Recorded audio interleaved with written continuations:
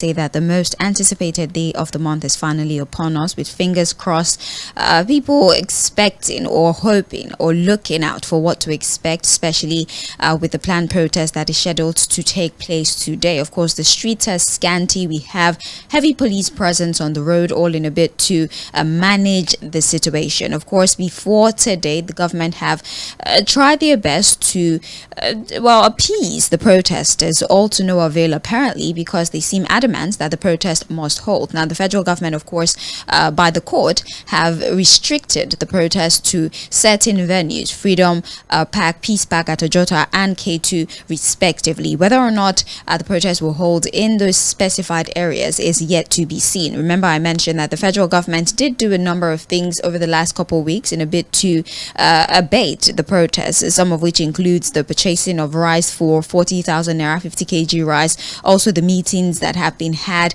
with stakeholders in government, also the directive that was given to remove import duties on food items that were coming into the country, also the sale of crude to Dangote and other smaller refineries in Nara, amongst many other things.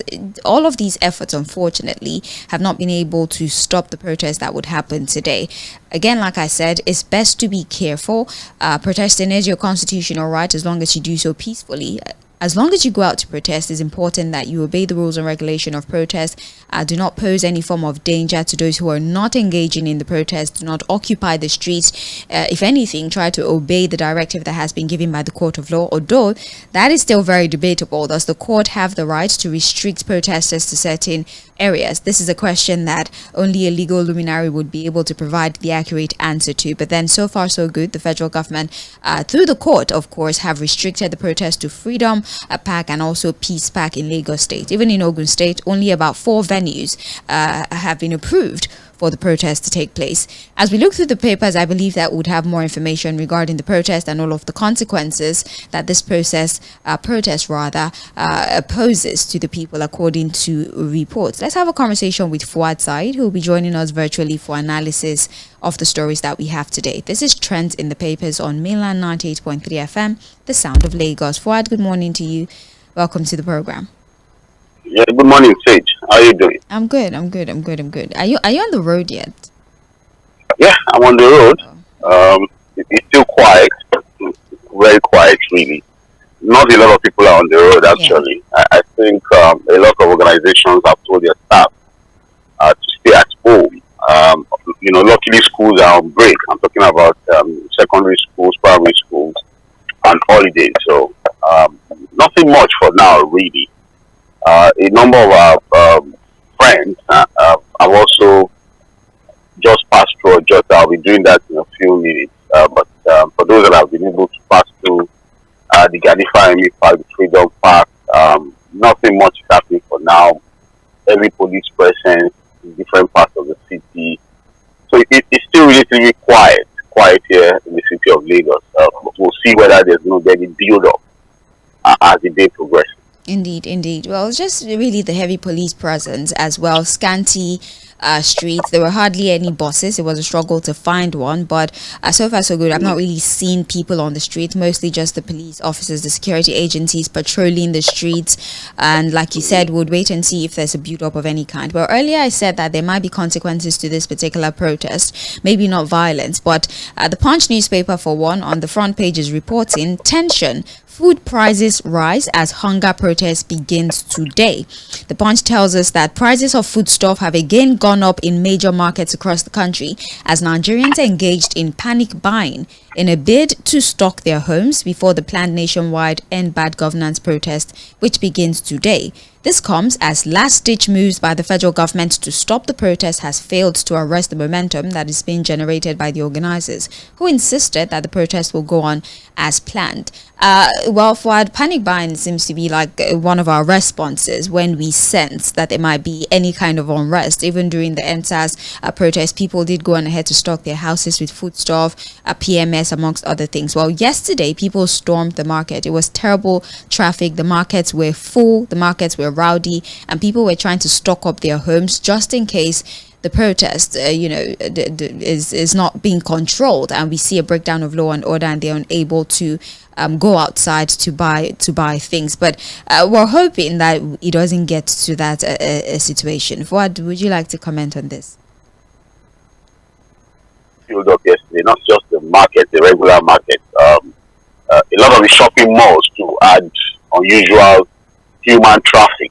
People stormed, these places, trying to stock up. Of course, there was the build up to today was quite intense. The tension was quite evident. Again, when you have situations where security operatives kept issuing statements as to the fact that their fifth columnists want to disrupt whatever will come from the protest. It was going to be hijacked by hoodlums and what have you. And I think the fact that, again, there was that continuous talk about what happened during NSAS, the looting of shops, the killing of policemen, the destruction of properties. Yeah, so there's no way you're going to wake up every day in the last 2 weeks or so listening to, the IGP giving serious warnings, talking about people who want to cause chaos. You listen to the army also issuing statements. And then, of course, you have the BSS also saying they have intelligence reports that there are people coming from outside the country, mercenaries. The fear was going to come eventually, and we saw that yesterday. A friend was sharing her experience with me. She had gone to mile 12 to also try and buy some things to stock up. And she said that, look, the whole place was rowdy. It was busy. People trumped in and were trying to do some last-minute shopping, in preparation for what could happen today. So, again, when you have a situation where you have that kind of heavy demand, naturally prices are going to shoot up, if you understand what I'm saying. Because, again, it's not going to be a lot of people trying to buy things, whereas, of course, the traders would also want to take advantage of them. So we saw that yesterday, really. I tried to get one or two things from a shopping mall around Ogubi yesterday, and I had to just leave because of the crowd. So, yeah, it happened, and of course, you expect that prices were going to go up marginally because of that. Well, that's the situation of things as the Punch newspaper is reporting. You can find that on page 2 of the Punch newspaper. We're going to look at other stories here. Still talking about the state of the country. We have here CBN advances. Opposition, OPS oppose higher borrowing limit for federal government. CBN advances. Opposition, OPS oppose higher borrowing limit for federal government. Now, both chambers of the National Assembly have raised the threshold for the Ways and Means advances by the Central Bank of Nigeria to the federal government from 5% to 10% of the previous year's revenue. However, this decision was opposed by the organized private sector and members of the opposition parties in the National Assembly as they kicked against the moves. Ways and Means advances provided by the CBN to the federal government to cover revenue shortfalls in budget implementation. Amid a 30 trillion naira Ways and Means loan probe, we're seeing that there are currently conversations to increase borrowing. Well, there were, I said conversations because, there's some people who are uncomfortable with it. There was a debate about it. Initially, the increase was supposed to go from 5% to 15%. 15%, yes. But because of the opposition by the organized private sector and, some opposition members in the House, it was fixed at 10%, which means that we're allowed to now borrow more money from the CBN. Remember, I think last year, the CBN had said they have no intention of borrowing the federal government any more money until they clear the backlog that in fact, the government also issued a statement recently that they were not going to be borrowing more money from the CBN. That they're going to clear their backlog and find other ways to raise revenue. But now is the case. We're now allowed, so we have 10% more liberty to borrow money to borrow from the CBN. Yeah. Well, talk about implications. Of course, you have a situation again where the government says one thing today, the next thing they are doing something completely different. You remember that this was the same government that said they were not going to be doing anything to defend the naira. Or they were going to allow a natural inflow to determine the rate of forex and what have you. And consistently, we've seen a situation where the CBN had had to intervene, practically defending the naira, going into our excess reserves, to do that. You know, the Buhari era was very chaotic with the ways and means. In fact, it was supposed to be a 5% threshold. And the investigation we have was that, look, it was violated completely under the Buhari regime. Even though people had questioned the oversight function of the National Assembly at that time, that, look, if the executive was doing that, what was the role of the National Assembly, the Ninth Assembly, to have stopped that extreme violation of the ways and means provision in a law that says that, look, you can only borrow 5% of the value of the previous budget. As we speak, there's still an investigation into 30 trillion naira ways and means loan that was collected in the last administration that seems not to be accounted for. But now we have a situation where, you know, the government has said that, look, we're not going to go on borrowing again until we clear the backlog from the CBN, blah, blah, blah. As we mentioned that, and they are not even looking at borrowing at 5%, they want the capacity to borrow more to move to 15%. That was the initial bill, until members of the opposition in the National Assembly, if at some point they say they walk out, if you read the report very well, they have to walk out of the assembly because they felt that, look, we can't be saying one thing today and be doing something else. The organized private sector is also saying that, look, you know, all of these monetary policies, fiscal policies inconsistencies is the reason why there seems to be no clear direction as far as the economy is concerned, if you understand what I'm saying. But again, the excuse is that, look, we have to pay the minimum wage of 70,000 and that's why we have to do this. Is to allow us, you know, to pay, you know, everything that government talks about now to justify borrowing is always tied to the fact that, oh, we have just approved the minimum wage, we need to pay, and all of that. You know, I told you, Sage, that, look, all of these appropriations, I think we've raised the budget now to about 10-something trillion naira, right? Yes. The monies are not available. So we have to go on borrowing to fix some of these things. That's why some of us complain about reckless spending of the government. The government cannot be saying that there's no money to fix critical infrastructure, there's no money to pay salaries, there's no money for this and that. And then you find the same government going on reckless spending. As to, for example, putting 21 billion naira to fix the house of the vice president. Because a lot of the monies we appropriate for are not even available. If you understand what I'm saying. So, again, this is what we've seen. It's in passing. I know the worrying thing again that I think Nigeria should pay attention to is the thing by which this 10th assembly, you know, passes any bill that comes from the executive. It just goes up. One sitting, 4 second, third reading, it is passed into law, the president assents to it. The speed is questionable whether anybody likes it or not. Yes, we know that we have a 10th assembly that is willing to do anything for the executive. There seems to be a 10th assembly that is ready to give the president anything he wants. It really no one even question anything. But when you have a situation where every executive bill is assented to, is passed with such a speed, it becomes questionable. Okay, what are we supposed to do? That's happened. I'm sure the president will assent to that bill today, most likely, and it becomes law. So what it now means that the government can borrow up to about 10% for the ways and means. It used to be 5%. While we are still struggling to really account for that, we raised it up again to 10%. For our external debt is as high as 121 trillion naira, according to that's what we're dealing with. Yes, and we still have the CBN Ways and Means loan, which is going to put a lot of pressure, of course, on the Apex Bank. Mind you, we've still not cleared the backlog of loans that we've collected from the CBN, but now they've increased the threshold of borrowing from 5% to 10%, and I cannot believe that they actually initially proposed 15%. Why? No, the senator from it. Well, yeah, it was 15% he proposed. If not for the rowdy session, the strong opposition to that proposal by the opposition political parties, maybe it would have seen a situation where the threshold would have risen to 15%. It's ridiculous.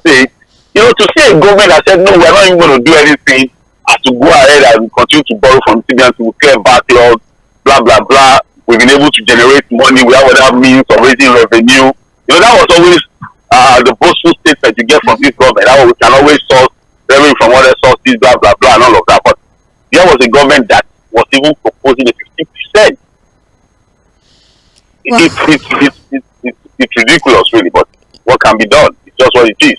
You get details of the story on page 15 of the Punch newspaper. If you're just joining us, this is Trends in the Papers on Mainland 98.3 FM, the sound of Lagos. We're streaming live on Facebook and on YouTube at Mainland FM, having conversations about reports on the front pages of our daily. Of course, the Punch started by telling us about some of the increases we've seen in food prices and also the rowdiness that we saw in major markets as a result of the protest that is scheduled for today. Of course, panic buying ensued amongst the citizen. And as it is right now, we will see the CBN borrowing the federal government more money as the threshold has been increased from 5% to 10%. Remember, like I highlighted earlier, our external debt is about 121 trillion naira, and we still have about 30 trillion naira Ways and Means probe that is currently ongoing, monies that we are yet to pay. And now we're allowed to borrow more money from the Apex Bank. Details of that story, like I said, you find on page 13 of the Punch newspaper. Well, Fuad, still speaking about rising debt profile. The Punch again tells us that suspend crude for loan deal, Reps tells NNPCL.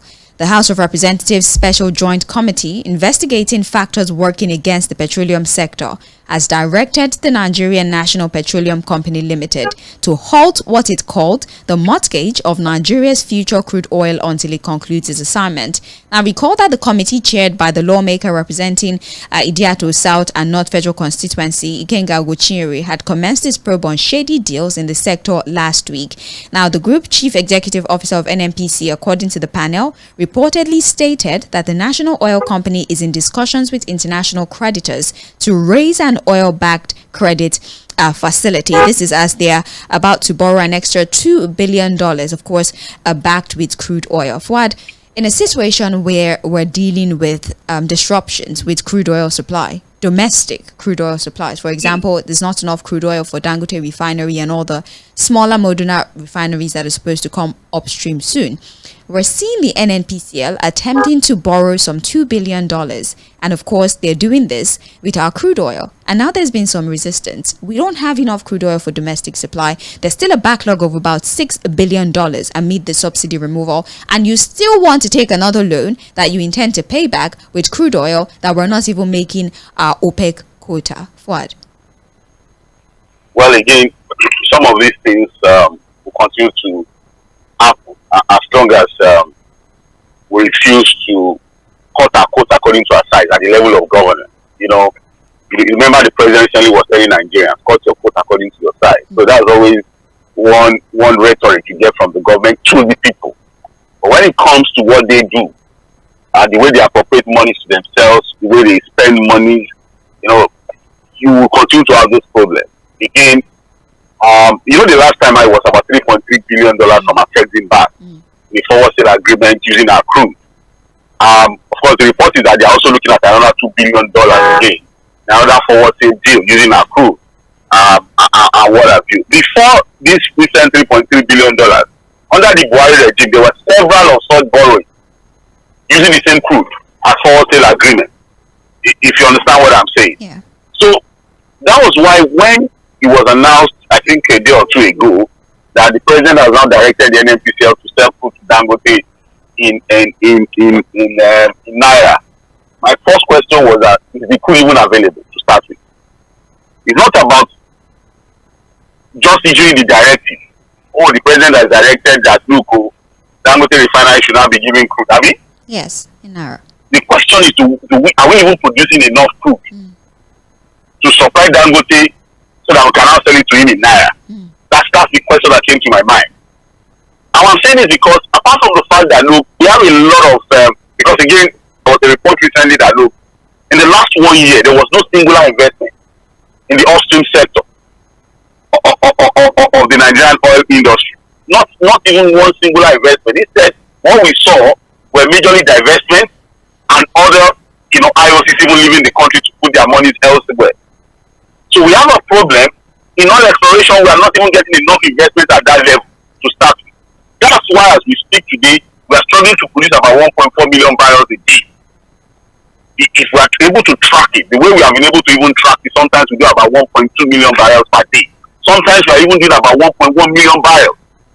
So, in terms of oil production, we are doing very badly. Even though the government will tell you consistently that they are looking at about 2 million barrels, we'll be hearing that now for how many months? Nothing, critically has been done to make us achieve that threshold. But the question again is this: you are not producing enough. Your refineries are coming upstream. We are in August today, right? Yes. Military has promised us that. He said August. He did not say the first, the second, or third. Today is the first. But this is August, yeah. Even is it not good that we start to remind him that we started the countdown? Fuad, even do. Even do. I'm just saying. He now. said August. So, are we not in August? It not say what. No problem. But we started the countdown for it. Oh, wow. Even though the man has even told us that, look, you don't quote me. I don't have facts, but perhaps. So, but it's ridiculous, really, to have a situation where Dangote is still begging for crude. There's a presidential directive that, Dangote should be supplied, that it should be in Naira. But where is the crude going to come from? We need to ask ourselves. If Dangote is struggling, Port Harcourt comes upstream. Port Harcourt refinery, again, when we talk about Port Harcourt refinery, we keep asking ourselves, is it the old or the new refinery, or the entire refinery? Because we have two in Port Harcourt. So let's say the two comes upstream. That's about 220,000 barrels of crude that we need to feed that particular refinery. Say whether we like it or not, these are mere statements. The reality on ground shows that we may struggle to be able to produce enough crude to feed this refinery. Because, look, whether you like it or not, the last time out that the NNPCL borrowed money from attempting by using our crude, $3.3 billion, what did they say? It was to help with what? To provide liquidity as far as foreign exchange is concerned. Was that not what they said? Yeah. If you remember, that there was a shortfall with foreign exchange earnings. They needed to have to create liquidity for foreign exchange. The same thing is what is being said now. Look, that's why we are saying, and we keep repeating it, that look, we have to align all our economic policy. All of this guesswork, this trial by error, has to stop. Because while you are doing one thing on one side, on the other side, somebody is doing something that is contradicting the essence of what you are doing on this side. So at the end of the day, that's why we have a disjointed economic policy. Ultimately, there's a convergence between our monetary and fiscal policies and all our intentions when it comes to budget allocations, our operations, spending patterns. We need to see serious discipline on the part of our leaders for us to have that convergence. So again, people would oppose this. 𝐻𝐶, who is the House Committee Chairman on the sector, is saying we have to stop this because basically we are going to run into trouble, continue to borrow this money using crude. But again, what is the other option? What are the things that are earning us forex in the country? Say, it's nothing. That's why we are still borrowing.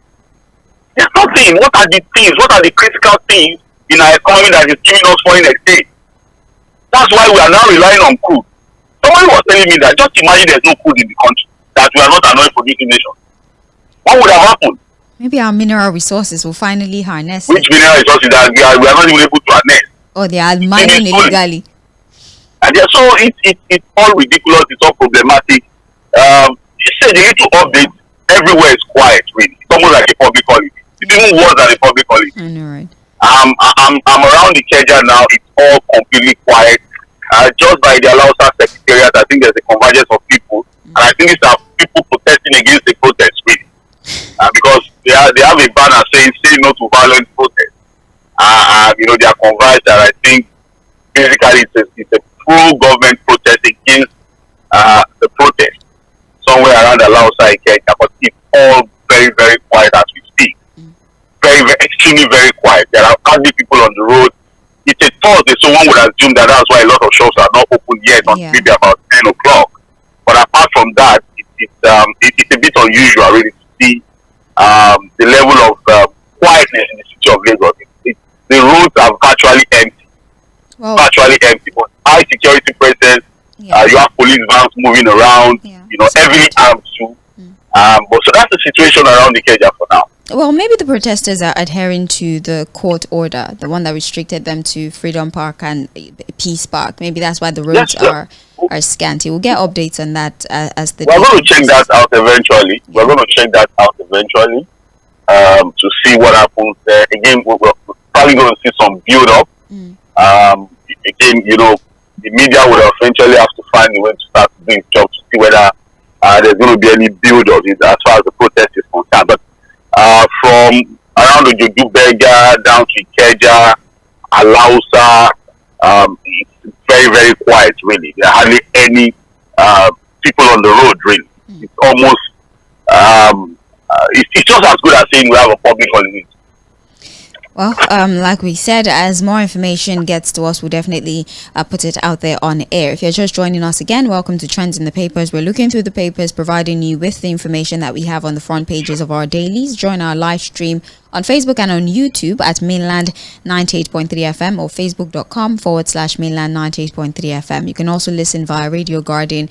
It's the same frequency at Mainland 98.3 FM. Fᴜʟʟᴏ is on the line. My name is Sage Babalola. Well, more stories on the front pages of The Punch. We have this particular story here from The Punch. Please forgive me. We're using the e-copy and sometimes there can be glitches on that particular website. Anyways, let's have this particular one here and look at this report. Well, I was going to read the story about the students having to pay 80,000 naira electricity fees in varsities, according to the VC panel. Let's look at that story whilst we try to get the other ones. Now, the Committee of Vice Chancellors of Nigerian Universities have said university students may likely be charged 80,000 naira or more to cover the high electricity tariff. Secretary General CVCNU Professor Yakubu Ochefu, in an interview with correspondents, said universities could not afford the over 200 million naira that they were being charged monthly for electricity. They were charged 61 million naira monthly before the introduction of the Band A system following the hike in electricity, and now they are paying as much as 200 million naira. And as it is, the students would have to bear the brunt of this increase, and each student would be charged as high as 80,000 naira or more to cover the cost of electricity, and all the university operations might be minimized to 4 hours per day. Fouad. Trouble everywhere. We've talked about this Band A arrangement and how it is killing business. We also talked about this Band A billing arrangement, say, and how it is frustrating the health sector. A lot of the hospitals, actually the private hospitals, are complaining, the private hospital owners, as to the fact that, look, these bills have become too ridiculous for them to bear. Not just the private hospitals, say, we also have the public hospitals complaining seriously about the fact that, look, it will be difficult for them to provide affordable and quality health care to the people with this Band A electricity tariff arrangement. Now you have the schools complaining. Say, you see, I think it was over the weekend that I think Babcock University had their convocation ceremony. I think it was a VC that said that just in the month of May, say, they paid 300 million naira as electricity bill. Just in the month of May. It's a private university, so one would assume that people that go to that school have enough money. Because what the school is going to do now is to just share that same body on the fees of the student. So you need to ask yourself, because again, all of this celebration about student loan now, the reality is that, look, we have a situation where the government seems to be giving with the right hand and collecting with the left hand. If you understand what I'm saying. Yes. Again, there's still a whole lot of information about the student loan that we're still trying to dig into, really. We have been getting about reports about disbursements, what exactly has been disbursed, how it has been disbursed. The whole operations of the NEL fund still has quite a number of questions that we're trying to dig into. But you can't have a situation where businesses are struggling, the health sector is struggling, the educational sector is struggling because of a ridiculous tariff arrangement you call cost-effective tariff. And other people are saying that, look, the government is on an aggressive revenue drive. You remove subsidy, Sage. You floated the naira. You have created this economic chaos and crisis we have. Added to the suffering and the pains of the people is this ridiculous, extremely painful tariff that you have brought up in the name of cost-effective tariff. Whereas in reality, the service is not even really available to all Nigerians. So you ask yourself, what then is that thing that the ordinary Nigerian is benefiting from the government? Because as it is, it's almost like you've been bound to the Philistines. You have been left on your own to bear the pain and suffering of this government. people going to cope? Look, the reality is that people are suffering. People are groaning. Businesses are dying. From all of these things that the government has brought, this extreme capitalist crazy orientation that has been brought onto Nigeria. Whether anybody likes it or not, that's why I told Opeyemi yesterday on maybe politics. You can decide because of your own personal sentiment, continue to lie to yourself. That's your problem. The one form of lie, say, is to continue to lie to yourself. Nigerians are groaning. And in the midst of all of that chaotic arrangement and suffering that Nigerians are going through now, say, you now hear that go and buy rice at 40,000 naira. There was this very funny post I saw on social media yesterday. People complain about bad roads. They say, go and buy rice. We have rice. They give you rice. People complain about subsidy removal. You are sharing rice. Now we are complaining about extreme tariffs. Electricity tariff. You share rice. Even the 40,000 naira rice now, say, where do you find it at 40,000 naira rice now? I have a story. Is that the solution to the problem? Is that the solution to the problem? So because you are now subsidizing rice by telling people that, oh, there's no rice somewhere to go and buy for 40,000. What people are saying that, look, as far as this hardship is concerned, this untold hardship we are facing at this time, the government should look at more practicable things. Things that are going to have far-reaching implications on the people. Things that can really touch the soul and the suffering that people are going through at this time. We are talking about rice. Rice to do what exactly? And I keep saying it that this idea of rice, I don't know where it's coming from. This idea of every time people talk about hardship, oh, we have sailor loads of rice to go and buy somewhere. You buy the rice, how do you cook it? Say, what is the cost of 1 kg of gas now? Oh, okay, after buying the rice, you eat it raw, right? Even people are even saying that even at 40,000 naira, it is even still more expensive. It is even still expensive for people. Even the 40,000 they are talking about. What was a bag of rice, say, before the government came in? I remember that time, towards the end of Buhari's regime, people were already complaining that a bag of rice was already costing 35,000 naira. If you remember. Yeah. So even at 40,000 naira, what have you done to the people? Have you helped anybody? Where's even the rice? So everybody now to queue to wait for government rice to go and buy at 40,000 naira. Is that how to run a country? Is that how to run an economy? And fix the problem of the people? So every time you talk about the government is still borrowing. So you ask yourself, if truly we have removed subsidy and the government say they are saving money, where is that money? Since we are still on serious aggressive borrowing everywhere and anywhere. So the money that is being saved on subsidy, where is the money? If truly we are saving any money from subsidy. The electricity people are still going to kill it. I'm telling you, businesses are dying. I can tell you a number of businesses that are already folding up because of this band A arrangement. And that's the economy that we want to run. That's the government we want to run. So what is left for the ordinary people? What, you ask yourself, what then does the ordinary person get from the government? What is the benefit to the ordinary man on the street? They will not tell you that they've done minimum wage of 70,000. What is the percentage of workers? Say how many civil servants do we have in the country? To now begin to say minimum wage is going to solve any problem of hardship in the land. How many percentage of civil servants do we have in the country? To now begin to say 70,000 naira approved at minimum wage is going to solve the problem of Nigeria.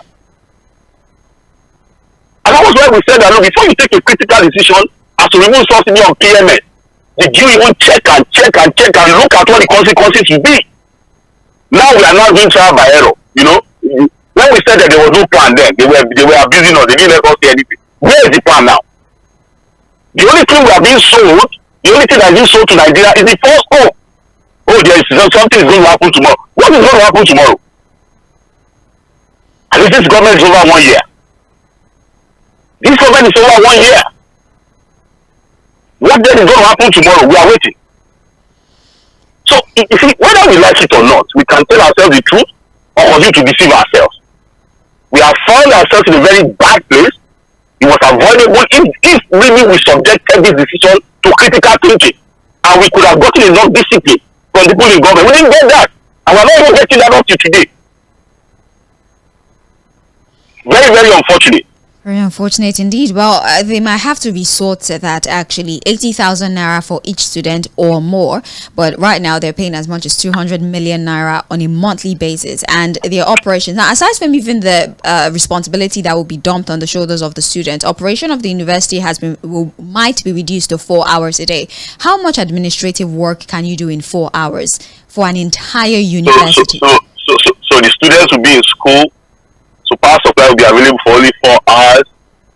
So see that we are joking with, we are actually joking with the future of the country. I'm thinking of universities that, you know, engage in science projects, for example. The laboratories, of course, would not work because you need electricity for the lab to function. Or for only 4 hours now. No, for only 4 hours. How about the teaching hospitals, Fuad? You know, what's going to happen to all of these places where students are supposed to learn? Luckily you understand this aspect of preservation of active ingredients of vaccines, injections, and what have you. And that's why people are saying that, look, we're going to run into serious health crisis in the country by not careful if we don't find a way to support the health sector. Because we need to do that. You know, one of the doctors was saying recently that, look, how do you feel as a patient, a sick person, and you go into a hospital and there's darkness everywhere? Compared to when you approach a hospital, you're sick, and everywhere is well lit, there's power supply and what have you. He also talked about the fact that treatment is a psychic thing. You have to feel, your mind has to be right first before anything they administer works. And then even the drugs now say that have we noticed that because of the fact that we are not even preserving our drugs the proper way because of this problem of electricity, a lot of the active ingredients are not really working as they should. Yeah. So you have a situation where you give people injection, you think they even work. Or it reacts because they're supposed to be preserved at a certain temperature. And you know the funny thing, the guys that keep bringing all of these ridiculous IMF templates to us, they keep coming with all manner of things. No, you can't continue to fund education, or you can't continue to go on with subsidy. You can't continue to do this and that. They say these things, but they don't do these things in their own country. They live on every subsidy. They subsidize practically everything for their own people. That's what they do for their own people. They overpamper their people. But here you are being told that, look, you can't continue to fund education. You have to, you need money. They will tell you when you have to do this. But go check what they are doing in their own country. And that's why Professor Lubai has told us that, look, don't do what they tell you to do. Do what they are doing. As a developing economy, see, look at the way we are messing up with our educational system. As a growing economy, this is the time for serious and heavy investment into our educational sector. But you be told now that, government cannot fund education. Now, where is the money going to come from? But government has money for reckless spending, for useless spending, that has no direct bearing or importance to nation building. Government always has that kind of money. But those tangible things that are supposed to really impact the nation and transform the lives of the people, you hear excuses. The government doesn't have money for that. God help us. Indeed. Page 3 of the Punch newspaper is where you find details of that particular story. Well, we also have this here. Forex tax. Tinubu bank chiefs in closed door meeting. The Punch is also reporting the opposition or the resistance that a lot of those in the banking sector are having towards the windfall tax. Although we have Tᴏᴜ who sort of agrees with the windfall tax as long as it does not affect the capital of these organizations. Remember the windfall tax that was introduced where companies that benefit from certain government policies, who make a lot of profit from certain government policies, for example, the devaluation of the naira, for a lot of organizations that sort of operate using international currency, the greenback, they made a lot of money, right? And so if you are one of the companies that benefit from government policies or any form of disruption within the market, it's a one-time windfall tax. I think about 15 to 50% is what you're supposed to pay. Now, a lot of business owners are not comfortable with this because they believe it's going to affect the profits that they're able to make for themselves, seeing that a lot of them borrowed money they're supposed to pay back certain loans, and they're hoping that it's from their profits that they will take care of these loans and also take care of operational costs. But we have bank chiefs like Tony Elumelu, as highlighted in the papers, that is saying, okay, they support the windfall tax since it's a one-time thing and the money is supposed to go into national development, infrastructural development, amongst other things. So, is your perspective changing? You know that, well, if the money is going to be used for national development, maybe these businesses should pay the windfall tax? No, they should pay if there's a government policy that enables them to make such humongous, profit. It's just right that, they also have to give something back to the government, hoping that the government will not use the money, to do something for the society. I'm not one of those persons that are easily excited about government's aggressive revenue drive, whether in the form of taxes or this new one they are talking about, really. Because we see situations where, of course, government makes a whole lot of money, shares it at the three levels of government, and nothing really gets done. If you understand what I'm saying. So it's not, I agree that, look, the government should go after, these banks, to get some of these monies from them. If they made these monies as a result of some of the government policies, that is also causing some form of hardship on the people. But the question is, if the money eventually comes, are we sure that the money will be used to better the life of ordinary Nigerians? That's the ultimate question for me. Unless we have a situation where it is agreed that once these monies come, this is exactly what we are using it for. Okay, maybe put it back into education, maybe put it back into the health sector. If you understand what I'm saying, if you can have that kind of arrangement, where it's not going into the purse of the government, it's going straight for this purpose. As it comes, we're using it for this. And we have a process where the money is well managed and accounted for. I can get a bit excited about that. But to say, the money will not come back to government, and then you now have all of this sharing that we have been seeing, it's going to be same of the same, really. You're going to hear that a lot of monies have been made, but on the other side of the divide, you're going to be waiting to see what the impact will be, and nothing will really come. All right. Well, that's on page 7 of the Punch newspaper. Let's move to the Guardian newspaper very briefly as we start to round off conversations.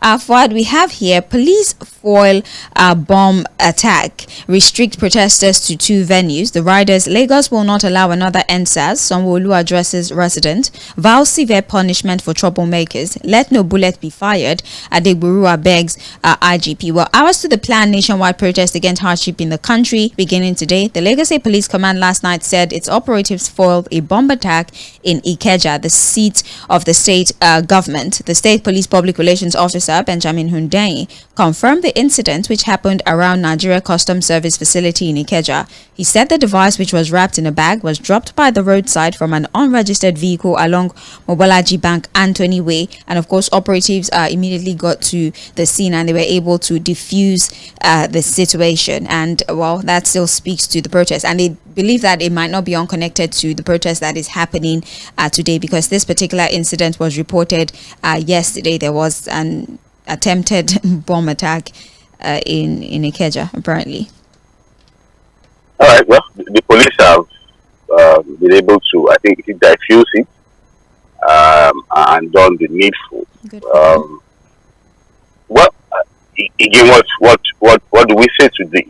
And that's why I said good. It's a good one. Yes, it's a good one that nothing bad happened with this one. Again, some of these reports are the reason why people are actually very afraid. Like I just told you, the streets are empty, virtually almost empty. Maybe things will build up much later on in the day, but as it is, it's almost as if it just brings back the memories of the COVID era. The period of COVID where people are made to stay at home. Honestly, the streets are empty, at least in the Ikeja area of Lagos. I don't know of other places. What? But I'm sure that, yes, I'm with you. Yes, I want us to have this conversation very briefly before we leave the studio. The Guardian newspaper is still reporting here that Adamawa denies receiving 20 trucks of grains from the federal government. Now, Adamawa state government has denied receiving 20 trucks of grains from the federal government. The Commissioner for Information and Strategy, James Ilia, at a press conference in Yola, has clarified that the state did not receive any consignment, and all of the relief materials that are being distributed in the state has been straight from the government pocket, and it was not from the federal government at all. So states are denying receiving the trucks. You will also ask that. I've not seen that of Lagos too, because I know that if there was 20 trucks somewhere, would have seen pictures of videos of the trucks of rice. It was supposed to be 20 trucks per state, right? Yes. So if Adama is saying that, maybe their own is still coming, but we don't know if the other states have gotten the rice. You understand what I'm saying? Even though what exactly would the rice have been able to do, really, in light of what we're talking about? You know, we said it to that. We have not seen that of Lagos. As Lagos received it, where are they sharing it? Where are they sharing it to? Even the 40,000 naira rice that the government has announced now, where are they selling? Where is it being sold? Where are the rice? You know, when we talk about government being intentional about fixing a problem, this is exactly what we're talking about. And this is also why we think that, look, the president should have been more methodical, should have been more circumspect about taking decision on subsidy removal and the floating of the naira. You know, but here we are now, whether openly or quietly. The facts on ground have shown that again, somehow we're already paying subsidy again.